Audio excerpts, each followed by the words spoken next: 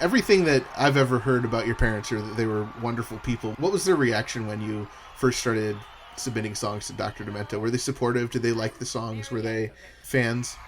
Yeah, I mean, they humored me. I mean, they didn't try to talk me out of it. I mean, my mom was not fond of the Dr. Demento show when I first started listening because some of these songs had, sort of suggestive lyrics or got a little blue, some double entendres, and I think at one point she forbade me from listening to the Dr. Demento show, at which point I had to pull the covers up over my head with the AM/FM clock radio and listen to it surreptitiously late at night. But once I started, getting airplay on the radio, yeah, I mean, I think they were, happy that I was happy, and they certainly were supportive of that. In that, they didn't say, why are you wasting your time with that stupid music? It was like they enjoyed it, and as time went on, and I really started developing a career. They were both proud, but my dad in particular, my mom was very quiet. And my dad was much more outgoing and gregarious, and he would go up to complete strangers. He would go up to, like, the person, the checkout woman at the grocery store and whip out my senior picture from high school and say, hey, you know this guy? You know this guy? That's my son. Eat it? You hear eat it? So they were always extremely proud. Wow, that's amazing.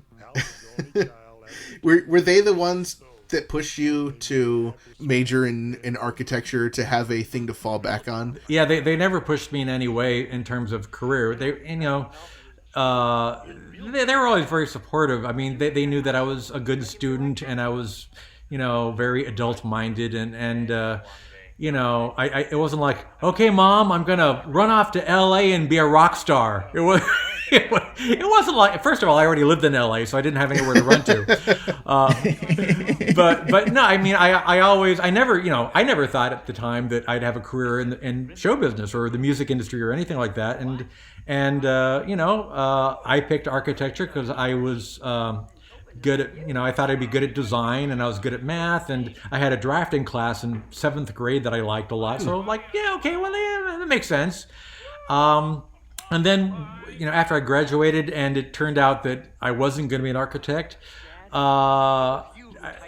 were still very supportive. My dad was like, you could move back and you could live in the garage. You could run your architecture office out of the garage. Like, no, but thank you. Thanks for the offer. And they're just very supportive no matter what I wanted to do, which is really great. I mean, I've said this quote many, many times, but my dad always used to say that, you're a success if you can make a living doing the thing that makes you happy. So finding the thing that made me happy was I think very important to them, and I think they were very glad that I was able to to do that, to be a success, doing what I love to do.